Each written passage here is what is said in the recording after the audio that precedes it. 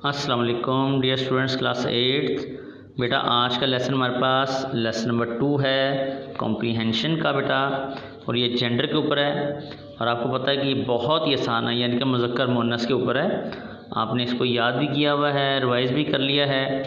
मैं सिर्फ आपको समझाने के लिए मैंने इसकी वीडियो बनाई है ताकि आप इसको और आसानी से कर सकें। तो बेटा इसकी जो लिस्ट होगी हम आगे उसकी मैं आपको पिक्स दूंगा। इसकी लिस्ट जो है वो ऑब्जेक्टिव में यूज़ होती है, लेकिन पहले देखें इसमें जेंडर कहते हैं जिन्स को, और इसमें उर्दू में सिर्फ 2 हैं, मुज़क्कर और मुअन्नस, लेकिन इंग्लिश में इसके लिए 4 काइंड्स इस्तेमाल होती हैं, 4 काइंड्स आर देयर। तो बेटा सबसे पहले है मैस्कुलिन जेंडर, यानी कि मुज़क्कर के लिए इस्तेमाल होता है। फिर है बेटा फेमिनिन जेंडर, यानी कि मुअन्नस के लिए इस्तेमाल होता है।